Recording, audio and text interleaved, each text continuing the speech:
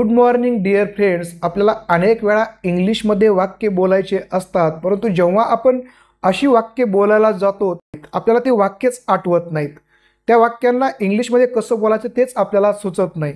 हे का होतं बरं? तर ते होण्याचं कारण आहे की आपण मराठीमध्ये विचार करतो. भाषा ही मराठी असल्यामुळे एखादं वाक्य आपल्याला जेव्हा इंग्लिशमध्ये बोलायचं असतं तेव्हा ते वाक्य आपण मराठीमध्ये अगोदर विचार करून ठेवतो आणि नंतर त्याचं ट्रान्सलेशन करायला लागतो. आणि मग ट्रान्सलेशन करण्यामध्ये आपला बराच वेळ जातो आणि त्यावेळेस मग ती बोलण्याचा जो ओघ असतो तो ओघ निघून गेलेला असतो आणि यामुळे आपलं इंग्लिश बोलायचं राहून जातं. तर ही आपल्यासमोर अडचण होते. मग या समस्येवर उपाय काय आहे? तर या समस्येवर एक उपाय आहे की आपण जेव्हा आपल्याला इंग्लिशमध्ये बोलायचं आहे त्यासाठी आपण काय करावं लागेल की आपली मराठीमध्ये जी विचार करण्याची प्रक्रिया आहे ती थोडीशी कमी करून इंग्लिशमध्ये विचार करण्याची प्रोसेस वाढवावी लागेल. जोपर्यंत तुम्ही इंग्लिशमध्ये विचार करणार नाही तोपर्यंत तुम्हाला फ्लुएंटली वाक्य इंग्लिशमध्ये सुचणार नाही. तर मग इंग्लिशमध्ये विचार करण्यासाठी आपल्याला काय करावं लागलं किंवा आपली थॉट प्रोसेस आहे ती थॉट प्रोसेस इंग्लिशमध्येच झाली पाहिजे. मी तुम्हाला 4 टिप्स सांगणार आहे. त्या टिप्सचा जर तुम्ही वापर केला तर तुम्ही चांगल्या पद्धतीने तुमच्यामध्ये पुढील 2 ते 3 महिन्यामध्ये सुधारणा झालेल्या दिसतील. तर त्या कोणत्या टिप्स आहेत? त्यातली पहिली टिप आपण बघूया. जेव्हा तुम्ही एखाद्या सब्जेक्टबद्दल बोलताय, एखाद्या विषयाबद्दल बोलताय किंवा एखाद्या वस्तूबद्दल बोलताय, एखाद्या ऑब्जेक्टबद्दल बोलताय, तर त्या ऑब्जेक्टबद्दल किंवा त्या सब्जेक्टबद्दल ज्याच्याबद्दल तुम्ही बोलताय त्याच्याबद्दल तुम्हाला जर इंग्लिशमध्ये बोलायचं असेल तर you should ask your self these 8 questions. हे 8 प्रश्न तुम्हाला स्वतःला विचारायचे. कोणते 8 प्रश्न विचारायचे नीट बघा. त्याचे प्रश्न आणि त्याचे आन्सर मी सोबतच सांगायला लागलोय म्हणजे तुमच्या लक्षात येईल की कशा पद्धतीने आपण इंग्लिशमध्ये थिंकिंग करायचं. Suppose you are speaking about house. तुम्हाला हाऊसबद्दल बोलायचं आहे आणि मग त्यावेळेस तुम्हाला हाऊसबद्दल बोलताना तुमच्या डोक्यामध्ये काहीच वाक्य सुचत नाही. तर अशा वेळेस काय करायचं? लगेच आपण हे जे 8 प्रश्न आहेत ना हे 8 प्रश्न फटाफट स्वतःला विचारायला सुरुवात करायची. त्यातला प्रश्न पहिला काय आहे? What is first question?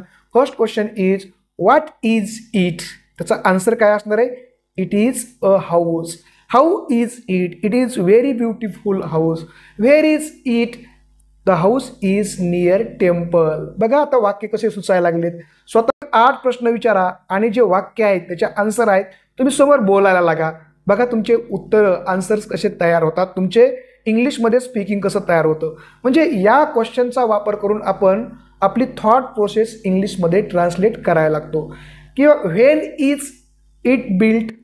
हे हाऊस कधी बांधलेलं आहे हा प्रश्न आपण जर विचारला it is built last year. बघा आपण 5 वाक्य हाऊसबद्दल केलेत using this tip, using this 8 questions. यातले 5 प्रश्न झालेत.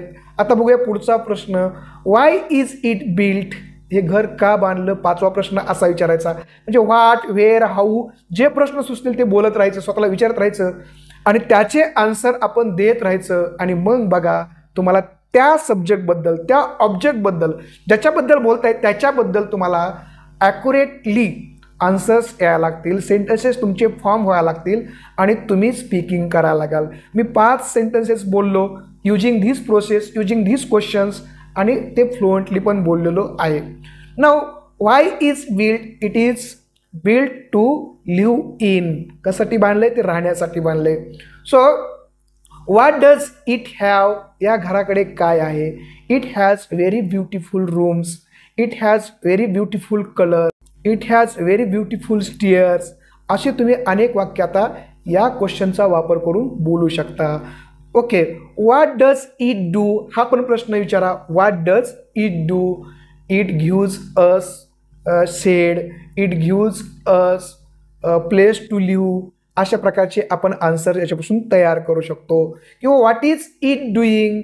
It is giving us enjoy. It is giving us happiness. बघा हे जे 8 क्वेश्चन आहेत ना 8 क्वेश्चनचा वापर करून मी जवळपास 12 ते 13 वाक्ये इंग्लिशमध्ये सहज बोललोय. म्हणून पहिली जी टीप आहे तर टीप काय आहे की ज्याच्याबद्दल बोलायचं आहे त्याच्याबद्दल या 8 प्रश्नांचे आन्सर शोधायला लागा. आपोआप तुमच्या तोंडून इंग्लिशमध्ये पडायला लागतील. फर्स्ट टिप सांगितली. आता तुम्हाला सेकंड टिप आहे की समजा तुम्हाला एखाद्या सिच्युएशनमध्ये जाऊन बोलायचं आहे की एखाद्या ठिकाणी जाऊन बोलायचं आहे, तर काय करा की त्या ठिकाणी गेल्यानंतर आपल्याला काय बोलायचं आहे, कसं बोलायचं याची प्रिपेरिंग अगोदरच ॲडव्हान्समध्ये करा. तर मग कशी तुम्हाला तयारी करायची, काय प्रिपेअरनेस करायचं आपण, तर ती सिच्युएशन काय, व्हॉट इज दॅट सिच्युएशन, ती काय सिच्युएशन आहे, थिंक अबाउट इट, त्या सिच्युएशनबद्दल विचार करा. किंवा how much time will you stay there, त्या ठिकाणी तुम्ही किती वेळ राहणार आहेत याचा विचार करा आणि त्या पद्धतीने मग तुम्ही तुमची तयारी करा. What is that situation about, that situation is about marriage ceremony. बघा तुम्ही लगेच याच्याबद्दलचे सेंटेन्सेस फॉर्म तयार करू शकता. It is for 4 hours. Second क्वेश्चनचा आन्सर की who are there, there are many guest. What I have to speak there, about bride and bridegroom, many guest who are arrived there. बघा असे जर 6 प्रश्न स्वतःला विचारले, which sentence will I need to speak there, त्या ठिकाणी तुम्हाला कोणत्या प्रकारचे वाक्य बोलायचे आहेत याची पण तुम्ही प्लॅनिंग करा. ते वाक्य जवळपास 50 ते 60 वाक्याचं एक लिहून काढा आणि ते वाक्य स्वतःला बोलायला स्वतःला विचारा. म्हणजे त्या ठिकाणी जाण्याच्या अगोदरच त्या ठिकाणी लागणारे जे सेंटेन्सेस आहेत तुम्ही अगोदरच त्याची तयारी केली तर तुम्हाला त्या ठिकाणी कसलीही अडचण येणार नाही. म्हणून एखादी फ्युचर सिच्युएशनमध्ये तुम्हाला कशा पद्धतीने इंग्लिश बोलायचं आहे त्यासाठी तुम्ही अगोदरच प्रिपरेशन केलं पाहिजे. आता तिसरी टिप बघूया आपण काय. Make habit of thinking daily in English for 4 months. 4 महिने तुमची ही हॅबिट आहे ही तुम्ही सांभाळली पाहिजे. अशी हॅबिट स्वतःमध्ये आपण तयार केली पाहिजे. तर त्यासाठी आपल्याला काय करावं लागेल, तर मग मी तुम्हाला याच्यामध्ये 2 गोष्टी सांगतो की बिकम अ स्टोरी टेलर. ही हॅबिट डेव्हलप करण्यासाठी काय करा, स्टोरी टेलर व्हा. कसे स्टोरी टेलर व्हा, ज्या काही तुमच्या डोक्यामध्ये गोष्टी सुचतात त्या इंग्लिशमध्ये बोलायला. और बिकम अ कॉमेंटेटर, जे तुम्हाला दिसतंय ते इंग्लिशमध्ये त्याची कॉमेंट्री करायला लागा. Suppose you are looking at the tree and you have to speak about the tree then. So tree is shaking with wind, the birds are there, they are chirping, और branches are shaking with wind.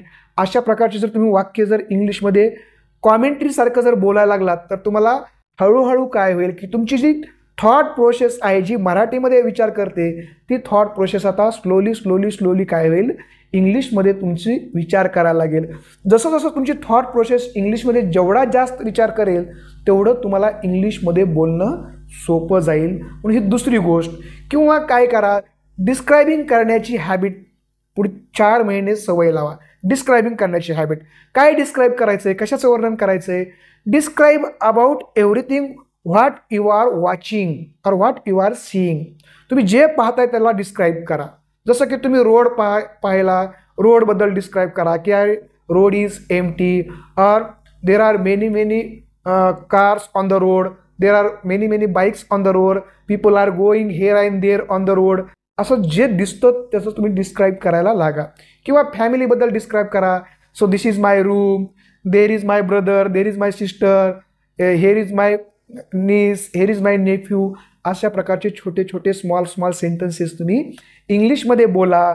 याच्यामुळे काय होईल की तुमचं जे brain आहे की ब्रेनला एक सवय लागायला लागेल की अरे I have to think in English. Brain स्वतःला सांगायला लागेल की मला इंग्लिशमध्ये विचार करायचा आहे. असे जर छोटे वाक्य तुम्ही जर इंग्लिशमध्ये बोलायला लागलात तर तुमचं इंग्लिशमध्ये स्पीकिंग फार सोपं जाईल. किंवा तुम्ही ऑफिसमध्ये गेलात तर ऑफिसमध्ये गेल्यानंतर पण बघा, this is my colleague, his name is dash and dash, his name is dash and dash, her name is dash and dash, he is my boss, how is he, describe him. किंवा where is your office. अशा प्रकारचे प्रश्न तुम्ही स्वतःला विचारा आणि त्याचे answer तुम्ही स्वतःच द्यायला लागा. बघा मग तुमचं इंग्लिश बोलणं 2 महिन्यामध्ये तुम्हाला किती त्याच्यामध्ये चेंज झालेला दिसेल तर तुम्ही 2 महिन्यामध्ये ते बघू शकता. चौथी जी आपली टीप आहे ती टीप सगळ्यात महत्त्वाची आहे आणि ती टीप आहे की revise your daily routine in English at sleeping time. Ask these questions to yourself. म्हणजे काय करायचं की जेव्हा तुम्ही झोपायला चालला, झोपण्याच्या वेळेमध्ये काय करायचं आहे, हे जे 6 प्रश्न आहेत स्वतःला विचारायचे आणि हे रोज विचारायचे, रोज ते इंग्लिशमध्ये विचारायचे आणि त्याचे आन्सर स्वतःलाच इंग्लिशमध्ये द्यायचे. कधी विचारायचे? जेव्हा तुम्ही झोपायला चाललात. कारण झोपायला जाण्याच्या वेळेला काय विचारायचे की त्या टायमाला आपण झोपण्याच्या अगोदर आपण सगळं ब्रेन आपलं हे प्रश्न आपल्या ब्रेनमध्ये भरले पाहिजे आणि ते रात्रभर आपल्या डोक्यामध्ये राहिले पाहिजे. तर काय होईल की आपल्या ब्रेनला तशा प्रकारच्या सिग्नल्स ते हे जे क्वेश्चन्स आहेत ते देत चालतील आणि मग आपल्याला इंग्लिशमध्ये थिंकिंग करण्याची हॅबिट लागेल. तर असे कोणते प्रश्न आहेत? तर असे काही प्रश्न विचारा आणि त्याचे आन्सर इंग्लिशमध्ये द्या. जसं की when did I wake up, याचा आन्सर इंग्लिशमध्ये द्यायचं. I woke up early in the morning at 5 AM असा आन्सर द्या. Next question, what did I do in the morning? I ate in the morning. I fed to the dog in the morning. I went to office in the morning. अशा प्रश्नाचे answer तुम्ही याचे देऊ शकता. किंवा what did I eat in the morning? मी काय सकाळी खाल्लं? I ate pav bhaji in the morning. असे तुम्ही काही आन्सर्स देऊ शकता, पण इंग्लिशमध्ये द्या. Whom did I spoke whole day? मी कोणाला दिवसभर बोललो? तर I spoke many people whole day. I spoke my mother. I spoke my father. I spoke my brother. I spoke my colleagues. I spoke to my boss. I spoke to my teacher. अशा प्रकारचे answer तुम्ही द्यायला लागा. म्हणजे काय होईल की तुमच्या ब्रेनला इंग्लिशमध्ये क्वेश्चनिंग आणि आन्सरिंगची हॅबिट लागायला लागली.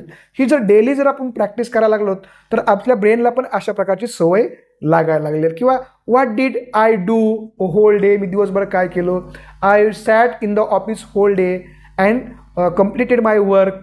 असे पण तुम्ही क्वेश्चन आन्सर स्वतःला विचारू शकता. असे जर आपण या 4 टिप्सचा वापर करून जर पुढील 3-4 महिने जर आपण काम केलं तर जो काय आपला मुळात प्रश्न आहे की आपल्याला इंग्लिशमध्ये बोलायचं असतं पण वाक्य सुचत नाहीत, तर तुम्हाला बघा 2 महिन्यानंतर किती इझिली सेंटेन्सेस तुमच्या माइंडमध्ये जेव्हा जेव्हा तुम्हाला बोलायचं आहे तेव्हा तेव्हा डेफिनेट यायला लागतील, एवढी मी तुम्हाला खात्री देतो. जर मित्र तुम्हाला हा व्हिडिओ आवडला असेल तर सबस्क्राईब करायला विसरू नका, शेअर करायला विसरू नका आणि लाईक करायला मात्र विसरू नका. मित्र आपला इंग्लिश स्पीकिंग कोर्स तुम्हाला जॉईन जर करायचा असेल ना तर मी व्हॉट्सअपची लिंक आपल्या कॉमेंट बॉक्समध्ये दिली, त्याचबरोबर डिस्क्रिप्शन बॉक्समध्ये पण दिलेली आहे. त्या ठिकाणी जाऊन तुम्ही आपला इंग्लिश स्पीकिंग कोर्स जॉईन होऊ शकता. त्या ठिकाणी मी तुम्हाला अशा वेगवेगळ्या टिप्स देऊन तुमचं इंग्लिश स्पीकिंग नक्कीच तुम्हाला डेव्हलप करण्याचा प्रयत्न करेल. तर मित्र थांबूया. जय हिंद, धन्यवाद.